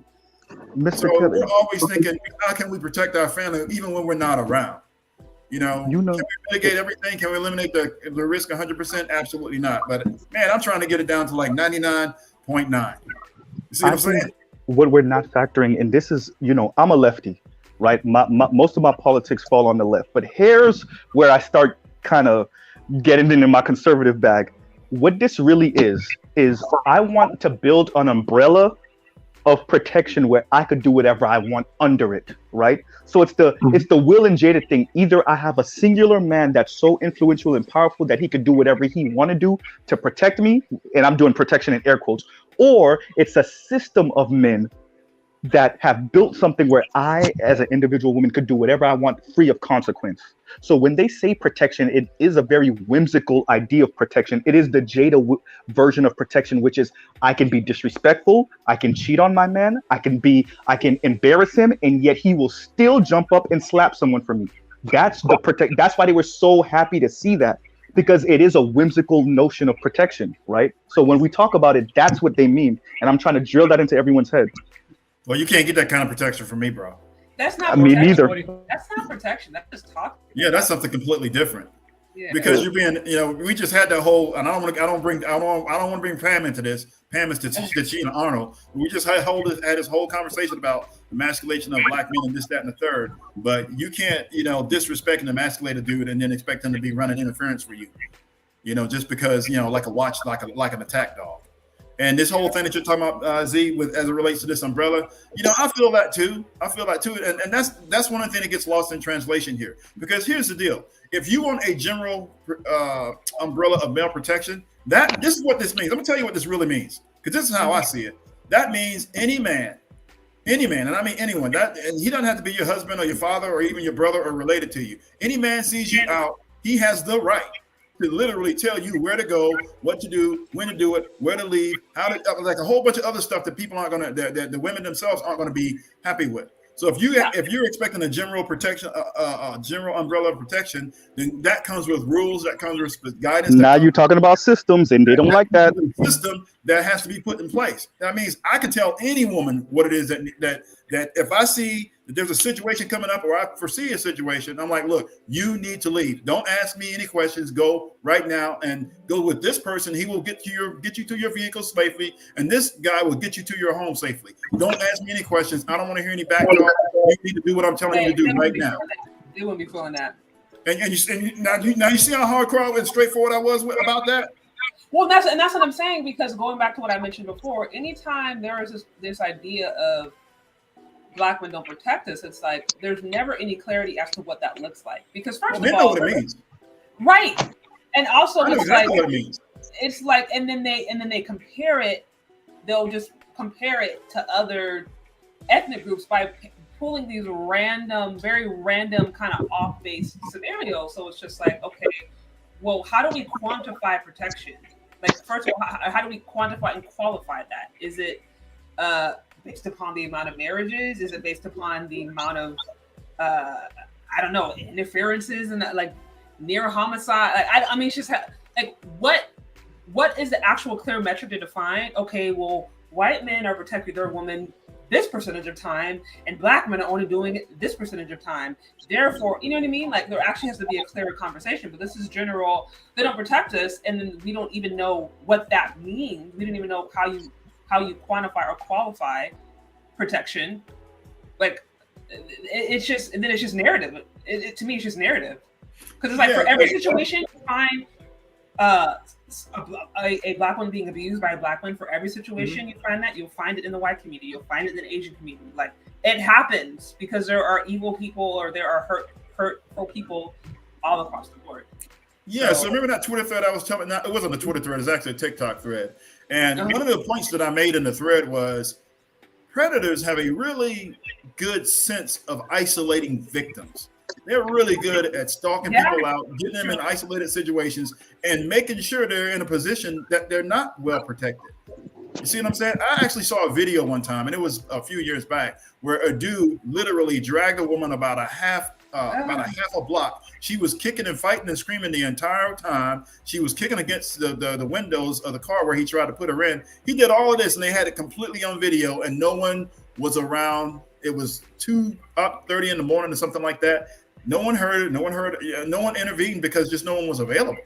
And I'm pretty sure if you see a woman actually struggling on the street like that, you'd be like, hey, just some dude going, hey, what are you doing? What's going on? Hey, I'm calling the police right now, man. I'm coming to help you. That would have been enough for that dude to be like, oh, I got to drop what I'm doing. I'm going. I'm getting out of here. There was no one literally in the area. So now the question becomes, well, it's 2:30 in the morning. There's nobody on the street, and she could have just been coming home from work. But even then, and I don't want to blame her for the attack. I'm just saying that now you have to take extra precautions. Like, there's a whole lot of things you got to be doing and things you have to put in place, knowing that there's a possible situations of danger that come up that you don't foresee. Like, it's literally a whole lot that goes into protection, and we just can't have a loose confederation of people running around doing what they want to do and then expecting, Mr. Z to jump out of the alley like Batman and pulling out his utility. I'm telling you, Mr. Kevin, that's what they want. It's whimsical. It's like fantastical. I'm telling you. And that's what I'm saying. It's like, are we supposed to just have like a random group of black men on call all the time? Where anywhere there's a black woman, just make sure there's 2-3 black men just standing by, and that'll solve it. Like they just need Well, to be you know, there. I'll be honest with Well, Like, you. We could actually do something to that effect. You got to remember when the George Floyd, incidents was popping off, and there was a whole bunch of other stuff going on. You literally had communities forming their own protection forces. They're like, look, we're not going to get this from external elements like we're supposed to. The people that's supposed to be looking out for us are actually harming us. Now we're going to do this on our own. And I don't know if people are still doing that, but you got to remember, just friendly things like the community watch and all this other stuff, and people just roaming around to include security and all this other stuff. yeah, that's true. Black people have a situation where we've been kind of spread out. This kind of goes back to integration and then a lot of things going away from the community, this, that, and the third. But I will tell you that now there are some communities here and there, but I'm just saying that we can still do that. It's just how you're going to do that when you have people who are just saying, you can't tell me what to do. So I don't want to keep going around in circles with that. But and I would say this though, to some extent, I know we kind of joking about like having like 2 or 3 folks on call or whatnot, but I feel like a lot of folks actually do. Like that's your family, that's your close friends. Those are the folks that you can call. Like if something's truly going down, I do feel like most women who are at least in some type of close proximity to those folks, they got somebody that they could call if they truly felt threatened. Like even this past Friday, one of the friends that I made here in Augusta, I've known her for maybe about 4 or 5 years. Somebody didn't close her door well for the maintenance staff. She called me because she knew I had a strap.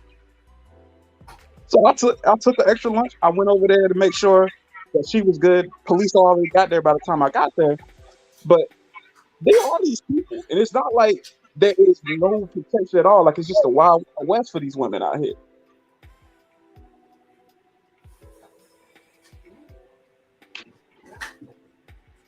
That's true. That's absolutely true. And I think in most instances, like your point, there's always going to be a friend or a cousin or a brother. I mean, even those going around talking about abort black male babies, they have brothers that I'm sure they can call upon, cousins if they really felt like they needed it. I mean, that's just that's reality. And so this goes back to my earlier theory that just some women just want attention. It's just about attention. It's not really about solving problems, and it's not really about necessarily trying to bring change or produce positive results. It's just strictly about getting attention, and no attention or negative attention is better than no attention. And I think we see this kind of stuff. It's an indication of that. Shout out! I saw a super chat coming. Shout out to Torenzo Jones with the 20 on the super chat. I said to the question, I'm the retired veteran who protected people. I don't know most of my life, but a black woman said this AM because I'm a vet. Said I'm not firing on all cylinders, and she doesn't even know me at all, so I won't protect just anyone. Dang, that's crazy. Shay, if we're gonna do what the brother was saying earlier, where maybe there should be brothers on each corner or whatever, then we got to be on some La Cosa Nostra thing, right? Which is our thing, so it would have to be a code in whoever get caught, nobody talk, right? Whenever something go down and the police are involved, we got to be on some camera, no snitching thing. But it wouldn't work that way, because the first time somebody nephew get caught up, defending them or whatever, everybody in the family gonna start snitching, squealing like pigs. So like even if we were to have something like that, something would fall through and somebody gonna start talking. This is the problem that we have now. There got to be a code somewhere. Right? Yeah. And there's no codes. And there has to be a baseline of respect. Exactly. A baseline of hey, this human being has value. This man that is talking to me and giving me his perspective that I may not agree with or like, he has value because maybe he offers something that I don't. But that would require, again, respect, an aspect of humility. Women, we would have to be humble and recognize that maybe we don't know what's best in every single situation and scenario. We would have to learn how to cooperate and work with the men in our community, not even necessarily on a romantic level, just on a congenial, I respect you level. And there's just women who don't want to do that. They just don't want to do And that. So they want proxy violence and vengeance, not actual protection. If we got to call a thing, somebody said that in the comment too, and I said that on another channel once. Is do you really want protection or do you want vengeance? Once again, Jada and Will, right? That's vengeance. That's you offended me, so let me send my man on some sick 'em type thing. So that's not protection. That's vengeance. If is that what you're really asking for? So yeah. I would say. I'll also add this: the reality of these things really happening in front of men who are willing to actually risk injury or even death is very minimal. I'll tell you, I'm in my 50s and I've only seen two. I mean, I've had incidents personally in my own family, but outside of that, I don't want to count that. But outside of that, I've literally only seen it 2 other times where I probably had an opportunity to protect somebody that I had no idea about. Not knowing any background or whatever, and it was just a random person. And the one incident was, a man and a woman arguing. They came out of the store arguing, and I thought, oh, it's about to go down. And I was like, okay, let me be ready to call 911. I wasn't ready to jump in and fight anybody or start repelling some major attack. But I was like, at the very least, I'm willing to dial 911 and see how this plays out. Turns out the guy actually walked to the car, pulled out his little rucksack, and then walked off. So that I didn't have to get involved. And the other time I saw it, I was in a completely different and foreign country. Like, just, you see what I'm saying? And then there was this guy. He was I happened to be up early. He was smacking a woman on the street, and I don't know if it was his girlfriend or a working woman. I just don't know what it was. But I was inclined to kind of intervene. I said, well, I'm in a foreign country. I don't know what the rules are. I don't know what this situation is. Let me at least call the front desk, and they can go out there with the security and maybe help this young lady out. And that actually resolved itself because the guy and the woman just walked off. She kind of squealed a little bit as he was yanking her arm and kind of hitting her a bit. I don't know what happened after they left, but I know she walked off with him of her own free will. So, and I said all that to say this is that kind of points to just how rare these instances are. You see what I'm saying? Oh, yeah. Of somebody being able to absolutely protect you when something goes down. Right. No, absolutely. And I like how you mentioned before how protection is an aspect of protection is first of all helping to eliminate the need for it to become become violent or become an issue. That is an aspect of protection, is prevention. And going back to my earlier point again is that there would have to be if it comes down to women needing or wanting that from women, we would have to operate in humility. We would have to have an aspect of humility, and again, be willing to listen and take, advice. Really, if someone's saying like, "Hey, maybe you shouldn't go there. Hey, maybe you shouldn't consider that. Maybe you shouldn't talk that way to that person, or engage this way in these people, or else that could get you in trouble." Like, we would have to be willing to take in that level of input. So I like again how you touched upon the fact that protection really does come in different ways. Protection, it shouldn't be vengeance, right? It shouldn't be I act in your kind of way. I'm not accountable for anything. And also, by the way, you go handle all my issues, man. Like, that's not it. So yeah, good points. Yeah, I see it as more preventative than anything. And then just, then you have to attack and actually, risk injury or death, in a really rare circumstance or rare or extreme situation. You really want to, avoid that altogether. Mitigation is really the first level of protection. Absolutely. So I also, real quick, I want to acknowledge Yardley Moses with the 2 on the super chat. I see the only protection Black women need is Plan B. I do appreciate the support, guys. If you're on here, get those likes up. Also, show support for the show on Cash App or Venmo if you like what we're about, like what I'm doing. Super chats are open. Again, I'll be sure to acknowledge all super chats. And so, for those of you guys on the panel, I think I'm going to try to wrap things up in the next few minutes. So, if you have any final thoughts or final questions, feel free to shoot away. Yeah, so I think really when it comes to protection, kind of like it's been hit at today, like it starts with situational awareness. It starts with being aware of your surroundings, knowing where you're at and what the do's and don'ts are. And then also it goes with understanding what it means for somebody to make themselves as prey. Because a lot of times people are moving recklessly, and this is both men and women, going into a particular environment, moving in a way where they are cognizant of the differences of where they normally are at. And for lack of a better term, people end up getting caught up that way.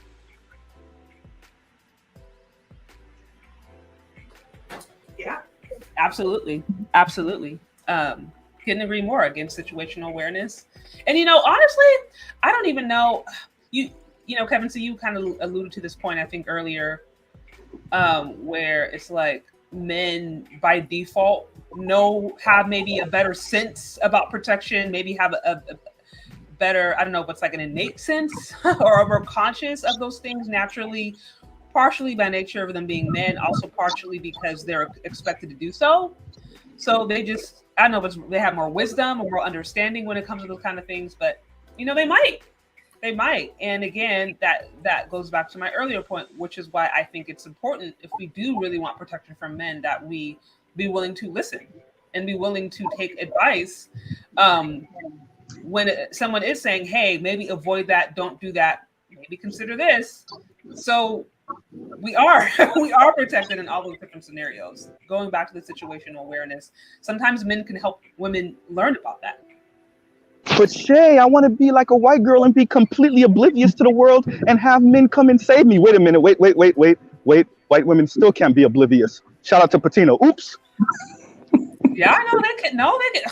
The amount of women that I know personally, white women specifically, who have had horrible, traumatizing experiences happen to them, is that in and of itself is another panel. So again, Natalie Holloway. Oops. Huh? No, I was saying Natalie Holloway. Yeah, the difference is that it's elevated much heavier when it's a somebody who's non-black. Somebody who's non-black, and specifically for one racial group in particular. Because right now, I mean, I don't even know if more people are aware of this, but there's an organization, it's called Missing and something Missing. I want to give them a shout out, but I already forgot the name. But I know it's something in missing.org. But if you look it up, 75,000 plus black women and young girls are missing in the United States. 75,000 plus. Most people wouldn't even know that. So because just based off that alone, I'm always thinking, okay, so what can I do to advise the women in my family, the people that I care about the trafficking, about the kidnapping, about all this other stuff and everything else, all these bad things that could happen. So that way they don't come up on that list. I want to say it's called Black and Missing, but I know Missing is in the title, so it's missing something.org. But I mean, that alone right there should tell you that there's a problem. It's not well known. There's a lot of people aren't really talking or saying or doing anything about it. But just me knowing that personally, I'm always staying on my adult kids to be like, hey, be very careful out here on how you move. And I'll tell you something else too. So this strong and independent phrase has really messed a lot of things up for women. And I hate to say that, only because there are dudes who are really taking that very seriously. They're taking it very seriously. If you say I'm strong and independent, I don't need or want anybody or any man's help, and there are women who are literally screaming that online. They're screaming that in the ether. They're putting that out there. Then dudes are going to really, listen to that, and they're going to take that seriously and be like, oh, okay, well, you got all of this stuff then. You really shouldn't be asking me for anything, That's true. Yeah. So you can't jump in and out of it whenever you feel like it. It's either you're all in or not. See what I'm saying? Right. And also why I think it gets it can be confusing. That's what I said before. It's like, I don't know, but I wonder if this is a thing where it's like, if you've heard all your life, I'm strong and independent, I don't need a man, then I don't think that men shouldn't be expected to give you protection because you don't need them, right? Like, I think that would be, for me, I think that would actually be a little bit disrespectful for you to now infringe upon the person's rights that they've literally said, I don't need you. So it's confusing. It's confusing in one instance for that to be the narrative that, we're strong, level up, we're really, really self-sufficient and independent, and yet we still need them here. That's where it's like, well, what is it? I'm so confused. Can we define what this is supposed to be? So shout out to Black Thoughts with the 2 on the super chat. I see protection to them means war over my mouth or else. Pretty much. No, that's right. That's exactly what it is. Yeah, but at any rate, again, it's a good discussion. It's something that really needs to be had in depth. And I will tell you that there's a cultural disconnect between the men and the women, and not just black men and women, but I would say society in general, with a lot of back and forth on this. So part of protection is an inherent social contract that literally is part of what everybody agrees to. It's part of the culture. It's part of the norms.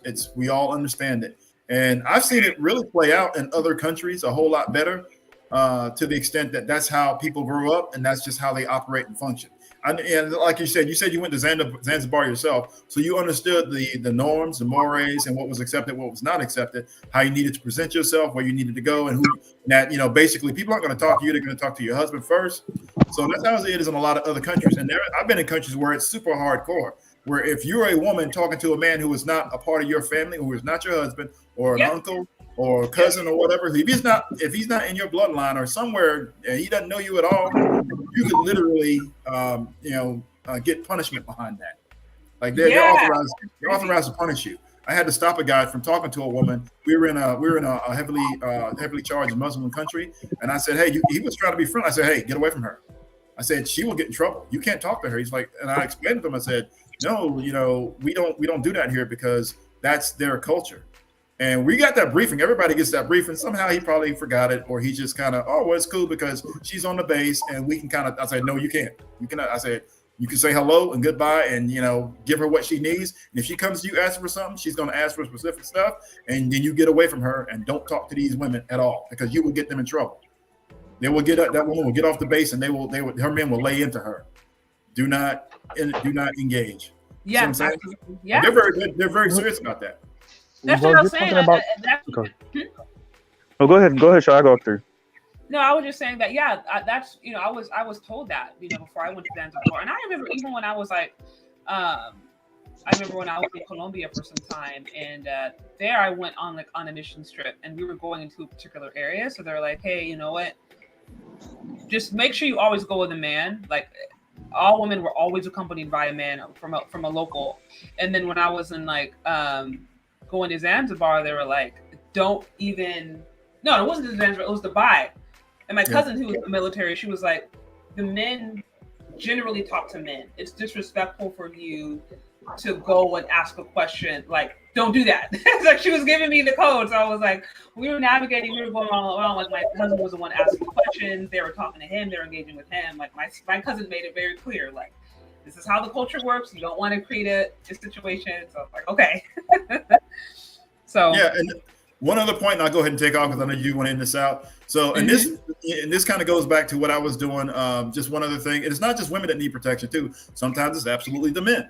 I was doing some training in a remote area of North Carolina, and the military instructors told us straight up, if you're black, do not go anywhere without somebody who's without a white person with you. Do not, either go in groups or make sure another white person is with you. Like literally, that's where we were operating in North Carolina. So that should tell you something about the area that we were in. We were that remote and that deep in the forest. You're like, look, if you are a black person, and they literally had to tell us this as black students during military training, you do not be out here wandering around by yourself as a black person. It is what it is. Now you take that how you need to. I'm telling you, be safe out here. They told us that straight up. So it's not just women too.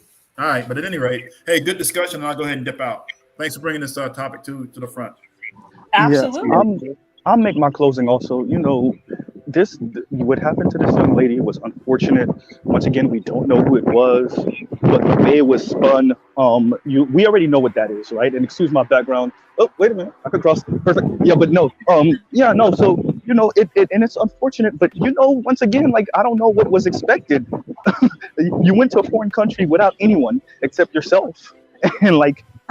You thought what? You were gonna get like Western style, police system? Like, what did you think was gonna happen? I don't know. And she was, from my understanding, she wasn't even like American. So like, what did you expect? This is weird. Like, I don't know what's going on. But then, like someone was saying earlier, I think it was better you, like the way it was spun, because I don't know if she was even trying to make it like kind of a borderline swirler divester argument, but that's the way it was spun, right? She was not. She wasn't at all. To your point, she's Nigerian. So she came from Lagos to Zanzibar, and I would assume either way that she would understand that, like, hey, you're coming from an area that might be a little bit more liberal or lenient on certain things into an area that has clearly defined. They have clearly defined, I guess what do you call it, gender roles, whatever.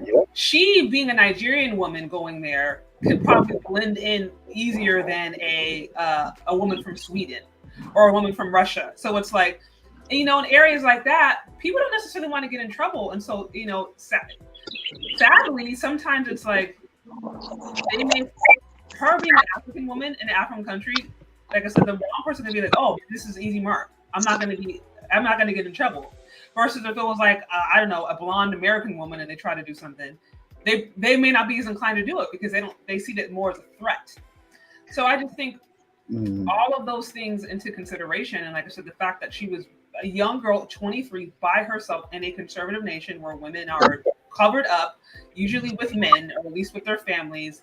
And she's walking around with a bikini, long nails, the hair, the lace front, very much looking like a modern woman, no man around. Again, it's not like, I'm not saying that she deserved that she is responsible for that person's behavior, but it's just the reality of what it means to be a solo traveler as a woman. It's also not appreciating other cultures. Like you're saying, the more conservative culture, she probably has traveled to the West multiple times. So she's expecting Britain, Canada, America style situations. Yeah. And that's not what's going on, especially outside of Lagos, Nigeria. You're when you go into different parts of the continent, you're probably going right back, like you said, to more conservative, traditional situations.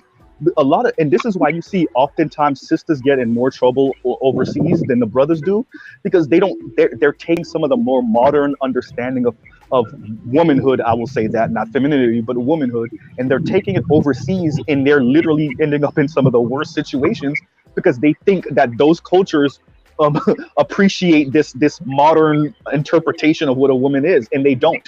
Nor will they, right? So, and I'll end it with that. It's very unfortunate what happened to her, but the way it was spun is very racist. I don't know what these swirlers and divestors are on, and these other, I guess, black men are trash women.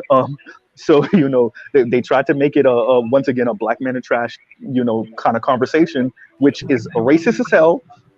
Like I said before on multiple channels, they are exposing themselves, and it's not going to look good in the long run for black women, not for black men, but for black women. And I'll pause right there. Thank you, Shay, for having me. Yeah, thanks for calling in. Yep. So pretty much, I feel like he pretty much said everything I was going to say. Like, he hit all my points. He was cheating. He looked at my notes. But I feel like, kind of just to reiterate, like, especially when traveling abroad, like you have to kind of keep your head on the swivel and be aware of your surroundings at all times. Like, it's really unfortunate that people are trying to make this into something that it really feels that it wasn't.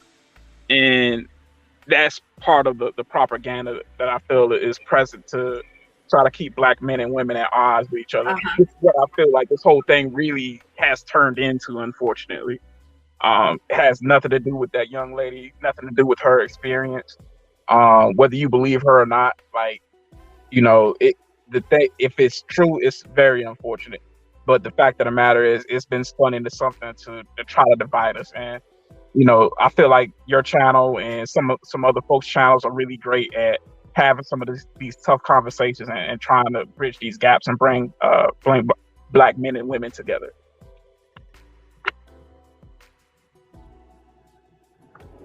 I think you're on mute, Miss Shay.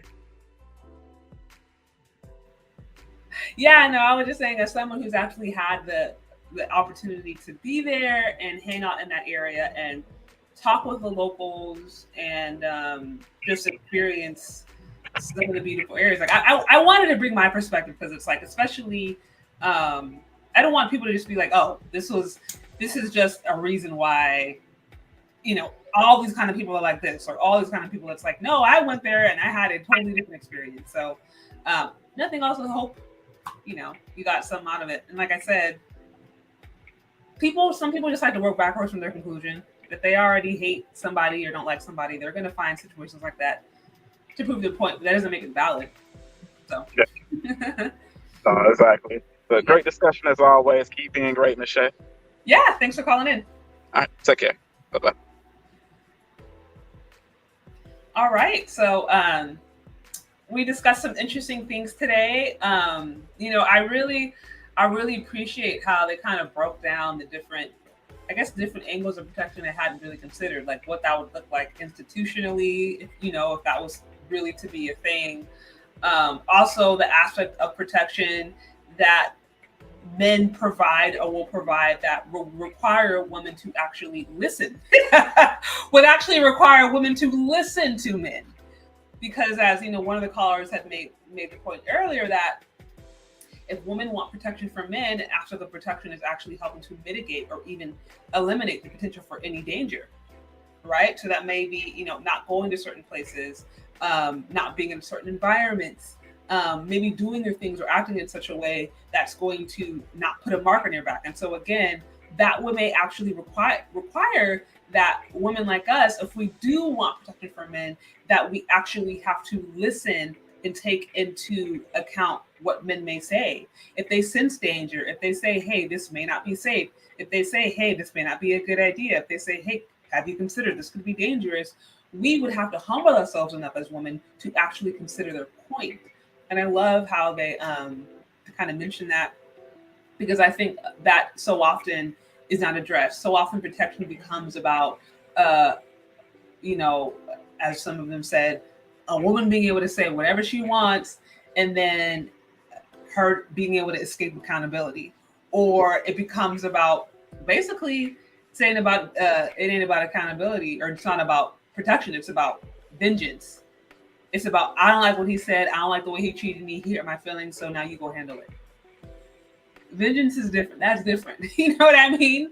So, what does protection really look like? What does that actually mean? Is it something that we actually really want? If I would argue, as women, if we really do want protection from men, and if we think we don't have it, okay, granted, we live in an independent society. We live in a capitalist society where men and women are equal.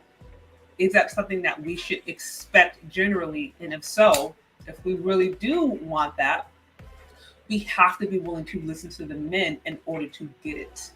We have to be willing to engage and at the very least respect their input and respect, things that can be said or done to try to warn us so we don't get in situations where we need it. And I don't know if many of us will be willing to do that. Some of us, I'm sure that some of us, yes, but I don't know if that would infringe upon our rights. I don't know. It's a question. It's definitely a question. So anyways, I appreciate you guys being here, hanging out here. Again, guys, if you haven't already, hit the like button before you leave. Also be sure to show support to the show. Like it, share it with someone that you think they find it interesting. Also show some love on the Cash App or Venmo, so we can keep these things going. And in the words of JoJo, get out of the struggle situation. So appreciate all of you guys. Thank all of you guys for being here. Stay tuned for other content coming up, and we'll talk later. Peace.